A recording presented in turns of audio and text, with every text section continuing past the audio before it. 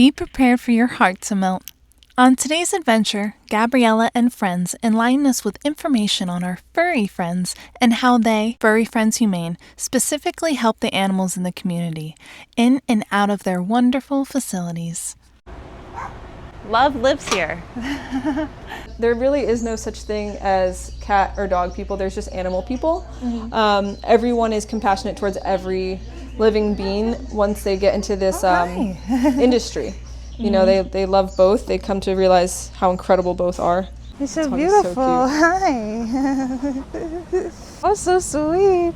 All the love. Yes. Thank you. Clean, happy place, and not like a typical shelter environment where you feel like sad for the animals or anything like that, because look how happy they are. Yeah, totally. It always happens. If you wait it out, you pay attention.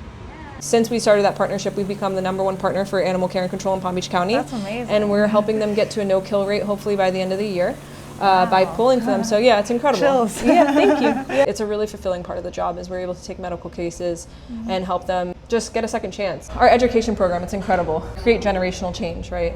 Teaching kids early on. Yeah. Yay. Have you ever wondered why something so wonderful is so wonderful? Well, that is why we created the Channel of Wonder, to be a channel for your wonder. We're going to explore the things that make you go, wow. Hello, I'm Alexandria Isola, and I am your host of this Channel of Wonder. Are you ready to have some fun? Because I'm ready. Come on, let's go. Today I'm here with Gabriella Gluck, and I'm the programs director here at Furry Friends. Yeah. This is Furry Friends Humane. This is our Jupiter location. We have 3 locations. We have a 30-acre ranch in Palm City, and we have a satellite location at the Palm Beach Kennel Club in West Palm Beach. Oh, wow. But this is our headquarters. This is our front-facing Jupiter location. We've been here since 2020. We opened actually in March of 2020, so COVID. But we've made a really great comeback with the community, and let me show you inside. Awesome. So I will ask you a fun fact, because I like to break the ice with that. About the organization? It can be about the organization or about you. The organization actually started in the 80s, 81 I believe, in a small shopping center right off Indiantown. And so we've grown significantly since then. So a lot of people think that we're a newer organization, but we've actually been around since 81. We were in Maplewood after that, and then we came here, so we've grown exponentially. I actually adopted a dog from them when they were in Maplewood when I was 20, so a really long time ago. And I got my heart dog. You look so young. Yes, thank you. That was like 2 years ago. I adopted my heart dog from this organization, so it came full circle for me when I started working here, because I was able to kind of give back to the organization that gave me my love for animals when I found my dog. Yeah, so it's really cool. Love lives here. Thank you. So when you walk in, you'll see that we have our clinic to the right. That is a clinic for the community. It's also where we do all of our shelter medicine. So if you live in Palm Beach County and you need a new vet, we're here for that. But this is the center where we do a lot of education programs. We have a cat cafe upstairs I'll show you. We have dogs that we house here as well as cats. And so I'll show you guys around the cats first. All right, watch out so no one escapes. All right, so welcome to Cattopia. So this is Cattopia? This is Cattopia. So Cattopia is... Oh, look, up there. So Cattopia is really cool because it's 2 stories. So the cats are able to go between the top and bottom floor at their leisure by just, they climb up this cat tree. There's a little hole and they can pop into the 2nd floor, which I'll show you guys.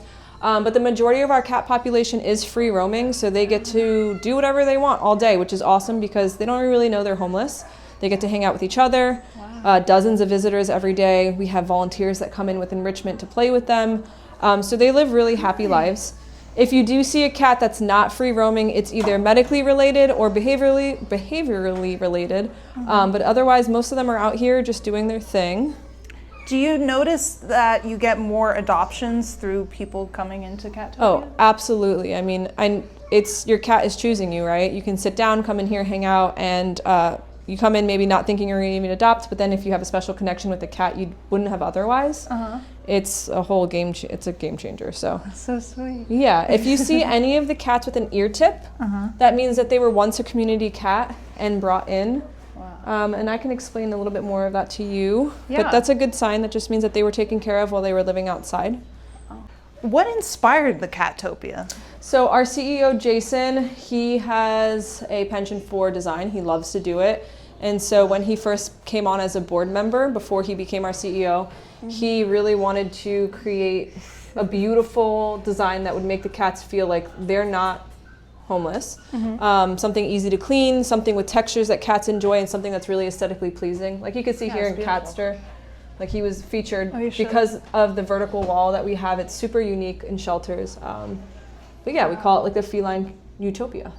It's beautiful. It is. It's really cool, and it makes it easy to come in and volunteer and just feel like you're just spending the day in like a really well-lit, clean, happy place, and not like a typical shelter environment where you feel like sad for the animals or anything like that, because look how happy they are. Yeah, totally. And I do like how it's definitely very bright. Yeah. It's inviting. It's airy. Sure. Yeah. This is Louie. Oh, hi. Look at Louie. Hi, Louie. He's a little spicy sometimes, so we'll see. Oh, okay. No, you can, we'll fine. You'll know. He'll let you know. Beautiful. He's big. So we have like a lot of signage, you know, to try to help like children know like where to pet and, you know, how to best approach really the animals. Smart. You see that chart? And then we do a personality chart, you know, like if you see their kennel card, it might say whether or not they're mild, sweet, zesty, spicy, or special reserve, and it kind of just explains what personality category they fall under, since everyone's looking for something different, right? Yeah, totally. I'm gonna pause. So this is one of the smaller, sometimes dedicated as a kitten room, but it also has a smaller tree. Hi, you're beautiful. Wow. So this is also a part of like the same theme? The Cattopia, yeah. It's just an extra room. Another cool thing is we have dozens of off-site locations. So pet stores, our thrift store even, a cat cafe in West Palm where we do off-site adoptions further than just our, you know, headquartered locations. We're able to adopt out from different off-site places. So, wow. And about 25% of our cat adoptions come from those off-site locations. Wow. So it's really cool. We're able to make an impact. How did it come to expanding so much? Jason, our CEO, when he took the helm about 4 years ago, everything just blew up. He got a lot of different programs going that didn't exist before. He really stepped up his partnerships with the local animal care and controls. Yeah. So one thing that's really unique about us is that we only pull animals from municipal shelters within the state of Florida. So those are government-run shelters that are really struggling and need the help the most due to our overpopulation problem in the state of Florida. So we pull from them so that they can have more space, because they have to say yes to everything that walks through their doors. And a lot of times they have to euthanize because they don't have the space for those animals. So when we take from them, we're able to give them a little bit of relief so that they can continue to take in without having to euthanize. Since we started that partnership, we've become the #1 partner for animal care and control in Palm Beach County. That's amazing. And we're helping them get to a no-kill rate hopefully by the end of the year. By pulling for them. So yeah, it's incredible. Chills. Yeah, thank you. Yeah, that's and that's all thanks to an amazing team, but a lot of the programs that Jason has put in place. We actually have 4 Furry Friends employees embedded at Palm Beach County that work there as Furry Friends employees that help do enrichment with the animals there, the dogs there, to make sure they're getting the same quality of care, the same training, the same enrichment. Wow, yeah, amazing. So to continue what we were just looking at, I'm going to take you to the second story. What's really nice about that is we've also just opened a very cute boutique cafe. Oh, cute. So that we can have more conversational adoptions. So the hope is that when you come in, we can sit down, find out what you're interested in, find out what your lifestyle looks like, and then match you with the right pet. This is our cat cafe.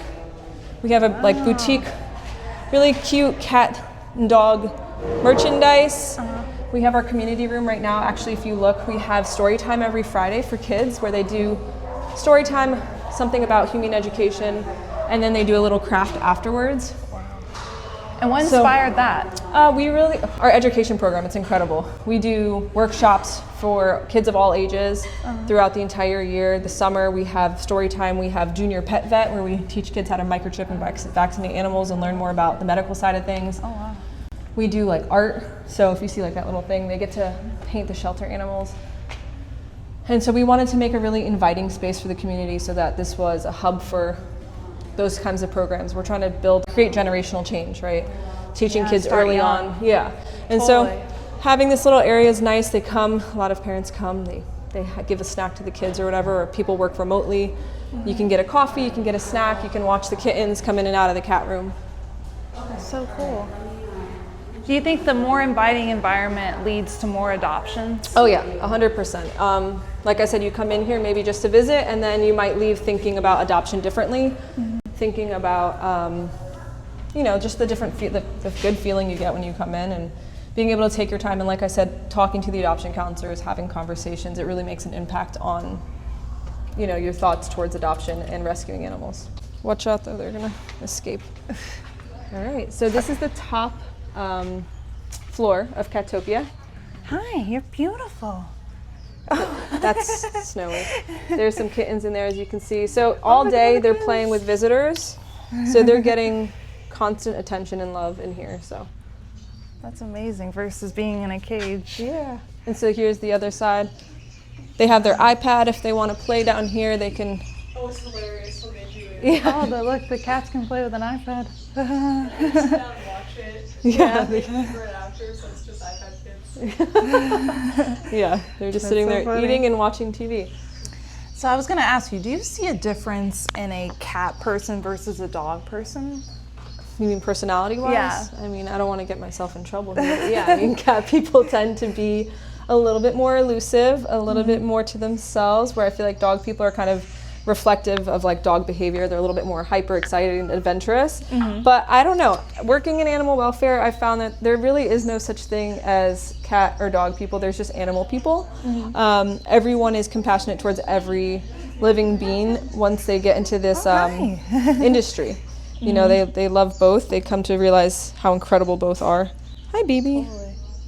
Oh. But do you see, like, if someone isn't sure when they come in if they're going to get a cat or a dog, can you tell, like, which one to refer them to? Most of the time when they come in, they know what they're here for. Okay. But I will say, having this environment where you can just walk in, no pressure, meet cats at your leisure, has definitely helped people who may have had their ideas about, like, I don't know if I like cats that much. And it's like, okay, well, come in, see what it's like, meet them, no pressure. And it kind of changes their perception on felines for sure. Wow. So cute. Who's the one meowing like crazy? That is Jabari. So he literally will meow until someone holds him. He wants to be held all day. He needs an emotional support person. He wants to be held at all times. There he is. He's a staff favorite. Literally, you ask any staff member who their favorite cat is, it's going to be him. Hi. You need an emotional support person? Yeah, he just wants to be held all. If he could be held in a baby carrier all day, I think he'd be happy. Can I hold you? How do you like to be held? You like it like this? Oh, so sweet. Look. So one thing I do want to highlight is we could not do this like incredible work that we do without our volunteers. We have the most amazing volunteer base for both the dogs and the cats that come in, get to know the animals, take their time out of their day to just sit here, spend time with them, get to know them, give us feedback so that we can help adopters better match them with the right animal. But yeah, just want to make sure people know how incredible our volunteers are. Totally. And what does it take to become a volunteer here? So you go on our website, you fill out an application, and then our volunteer manager will reach out with different dates to do orientation.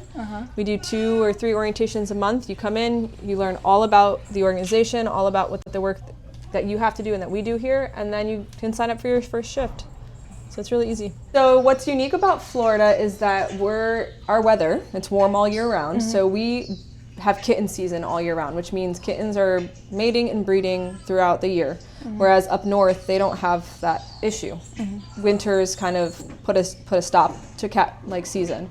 So their overpopulation issue is not as severe as ours because of the weather. So what you'll find in Florida is cats are constantly having litters. And so what we're doing to help that is we have a very robust TNVR program where we do free TNVR every week for community cats. So community cats are animals that live outdoor full time, and they can live out there safely and they can live a healthy, long life as long as they're vaccinated, spayed or neutered to help make sure they don't reproduce again. And they're usually actually taken care of by feeders in the community who are just like really awesome people who take care of the cat colonies around them. And so if you ever, like I was telling you downstairs, if you ever see a cat with an ear tip, the ear tip just means that someone cared enough for that cat to trap them, bring them in, get them neutered or spayed, get them vaccinated, and then release them back out into their community. And so that gives us the opportunity to kind of help the cat population go down and make sure that they're safe while they're living outdoors. Another thing that we do is one of our most amazing programs, it's transport. We have 2 giant big red buses, they're called Hope on Wheels, and we transport animals from municipal shelters, cats mostly, we do dogs as well, but a lot of cats from municipal shelters who are overloaded, and we take those cats and we bring them up north to different shelters who don't have a population problem, and they're able to adopt out these cats like within a weekend because they have like waiting adopters who really want to get the cats. Versus here, there's so many that don't get to be seen. Yeah. Wow. And it's not even about being seen, it's just like there's just not enough people for the population. For the population of cats. But yeah, there's more cats than there are people. So we'll load up, we'll grab cats from different shelters, kittens, and we'll bring them up north, and then they get adopted out up there. So it's a win-win for everyone.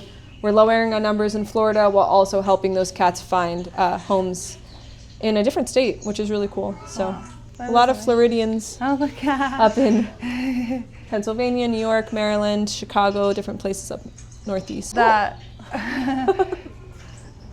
It's pretty equal on our population of dogs and cats. I don't want to speak incorrectly about the exact number, but I do believe we have a larger issue with cat populations. Just because a cat can, like, while it's still a kitten, give birth to several litters in 1 year. So unfortunately, they're able to reproduce very quickly and a lot. So.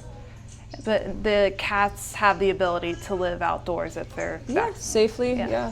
So if you see a cat in your community and it has an ear chip, it's likely happy and safe. Unless you see that it's injured, it can live where it's at. You can leave it, and it's good. It's most likely being cared for. It has its people and its colony that it's familiar with, and you should just let them be. Just let it be. Yeah. See, I didn't know that. They're called community cats. Ooh. So out here we have several play yards. Every single dog gets to play outside every single day in play groups. So these are ran by our animal caretakers who are trained to thank you. make sure that look at these puppies. Oh my god, I can't, they're so cute. Oh goodness. Is that Carly? Yeah. She's so cute. Who's she with? Sugar. Oh my god, hi Shug. Shug was another medical case. She's doing incredibly well now. How does one become a foster with Furry Friends? So it's the same process as volunteering. You just go out on our website, you fill out an application, and then we reach out to you. You're like, we'll do a lot of foster pleas. We'll let you know, hey, we really need help with this animal or that animal, and then you can reply. So this is playgroup. This is like the best thing ever. You just get to watch a bunch of dogs being dogs, enjoying their time out of the kennel. So cute. That's C's. Yeah. We can go in there. You will get jumped on probably if you're okay with it. Come to me. Everyone come to me. You'll get jugged. Okay. Be nice. How many fosters end up adopting? Oof, there's a lot of foster fails. I don't have an exact number, but it does happen often where someone will foster for the first time and then they will fail and they will end up keeping that animal. And then we have families who are dedicated to just fostering, like that is their thing, that makes them happy, it fulfills them. They know that they're giving space to another animal to come into the shelter and that they're helping either socialize an animal who needs it or just giving someone space and time that they need. So it's kind of like one or the other, right? Yeah. Hi, baby. And how long do they usually foster before? So we don't ask for a minimum commitment beyond a week, but we do prefer at least 2 weeks to try to, help. But every situation is different. If it's a medical foster, it could be until the animal's healed. Some people foster for a year even until the animal finds it. It just really depends. Yeah. So this is playgroup. We have animal caretakers watching and monitoring, taking notes so that we can kind of make sure we know who did what, how everyone's doing. We put those notes in a database, and so we're able to understand the animals a little bit better. But yeah, they get to play in the water.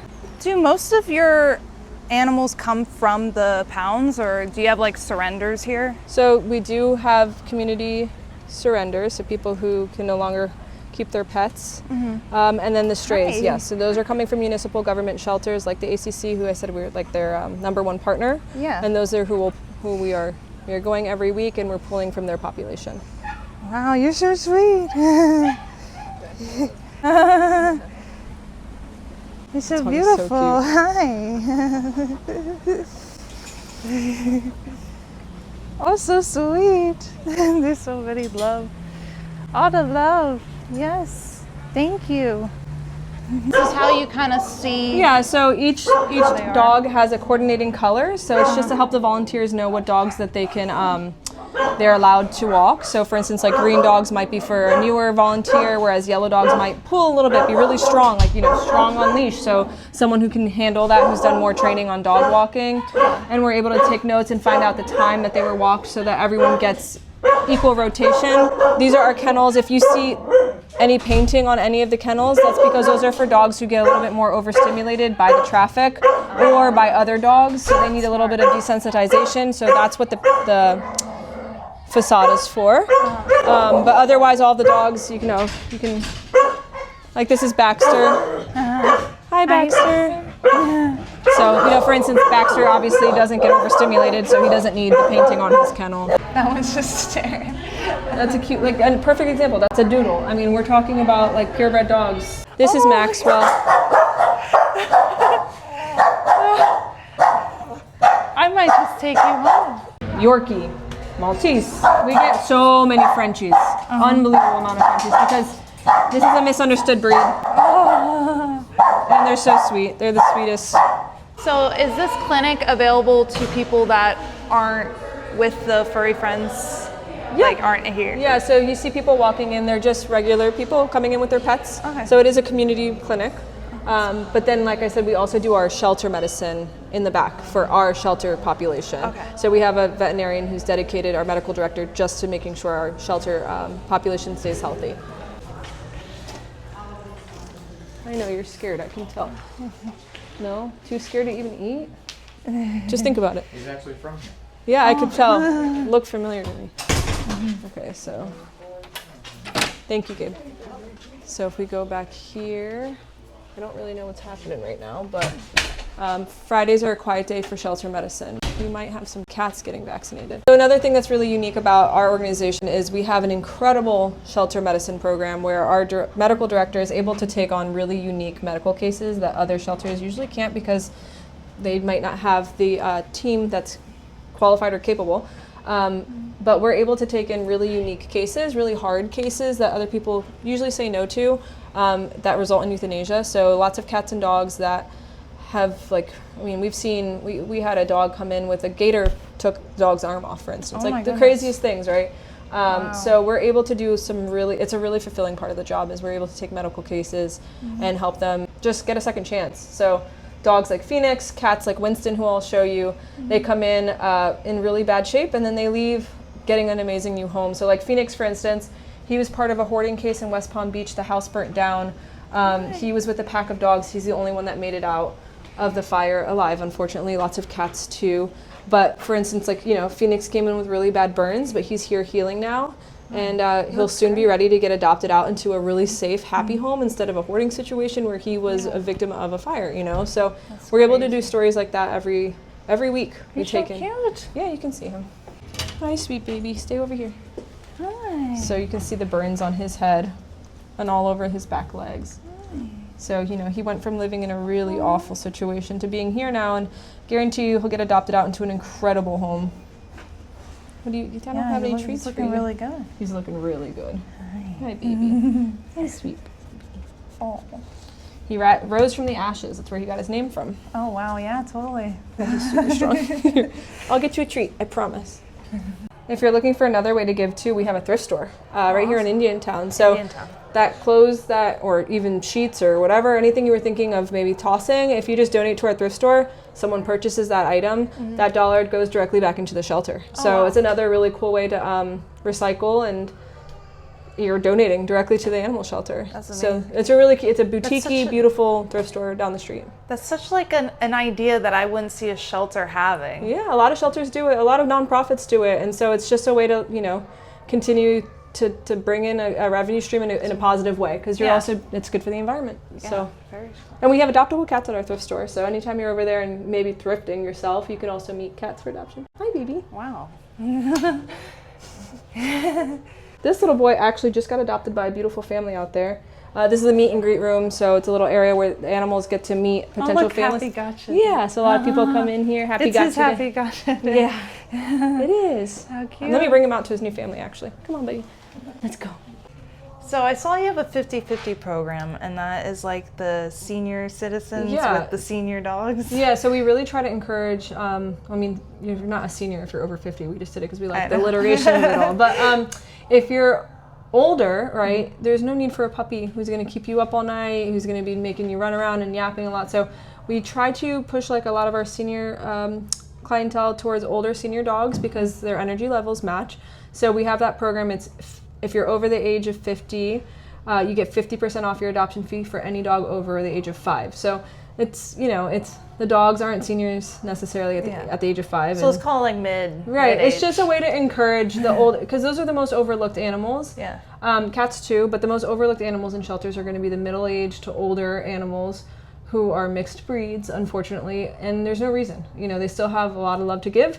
They're still amazing dogs, but just because they're puppies doesn't mean they're any less deserving or worthy of homes. So we'd really try to encourage people to like meet the older dogs, meet the dogs that the unexpected ones. They are the ones who are already trained a lot of the times. A lot easier, a lot low energy, more like less energy. Yeah. So puppies are crazy. Puppies are a little too much for me. Yeah. So do you see most of the adoptions coming from here, or like do you think the events really help, or like online? Yeah. So mostly Palm Beach County residents. We have a lot of people who travel for the animals as well. But we do have an amazing outreach program where we're doing off-site events, dozens, like a month, every week. And so we take adoptable cats and dogs to these events, and people who were just expecting to go to a farmer's market or to a concert all of a sudden meet an animal that they fall in love with. Yeah. And so we do incredibly well with off-site events, adoptions, because it's like an unexpected happy, kismet. Yeah. Is there, you think, a particular event that did like overwhelmingly well? No, our run clubs are really great. A lot of active people who meet adoptable dogs. We do a lot of like the festivals around here, since this is Jupiter specifically is a very community oriented, like lots of children, lots of young families. So we do all the festivals, all of the during the holidays especially, and people love meeting adoptable animals there. Yeah, that's so cool. Is there an event that's coming up that you guys are really looking forward to? So during the summertime, we try to be very mindful of the heat. So we do a lot of nighttime events so that the dogs aren't like overheating during the day. Of course.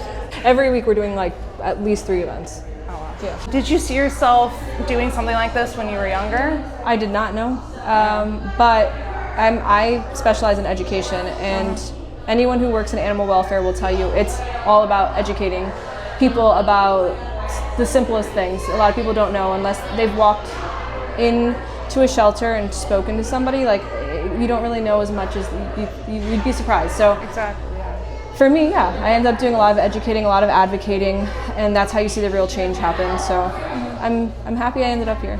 So when did you know you're like, I have to be a part of this mission? I think when I got involved in a volunteer basis, and I saw just how impactful the work was. And I was like, okay, I really love the idea of being able to make a difference while getting to work with cats and dogs. Like, that's a no-brainer. Yeah, right. For sure, yeah. To the audience, if you had one like statement to say with the platform for Furry Friends, what would that be? I mean, it's easy. Adopt, don't shop. 1 out of every 4 animals that comes into the shelter's doors is a purebred dog, so there's no excuse like, oh, I want a purebred. We have them here. I want a purebred puppy. We have them here. Also, they're no different than dogs that are mixed breeds, or cats as well. So there's just adopt, don't shop. You're saving a life. You are literally saving a life, not just the life of the animal you're adopting, but the life of the space that animal is giving for us to intake another.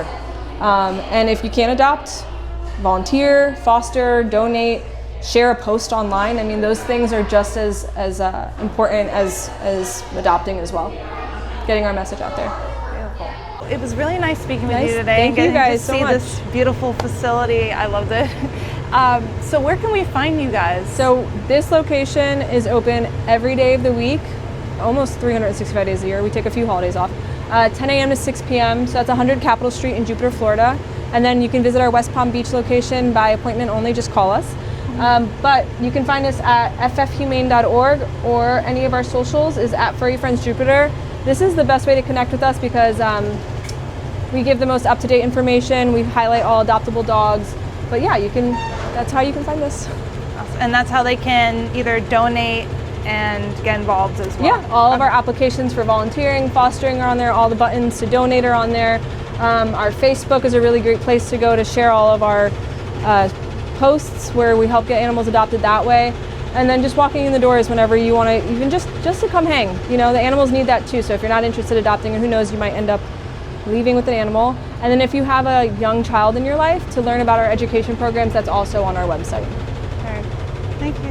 1 week after our headquarters visit, we met Tibor Feigel, Furry Friends Humane's Chief Training Officer, who blew our minds with some of his incredible insights on dog training, like how to properly teach and reward. Yes! All it is just it stays there. I'm not allowing her to take. Here, here.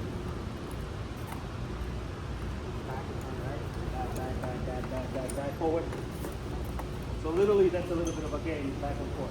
Like see, I still had it and just gave it to her. So we had a couple of steps back, a couple of steps forward, but all I did is, at the very beginning, you pay every step.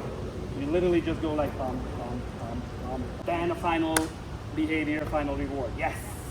We go from on leash to off leash and start walking around and then just let her know that the food is still with you, right?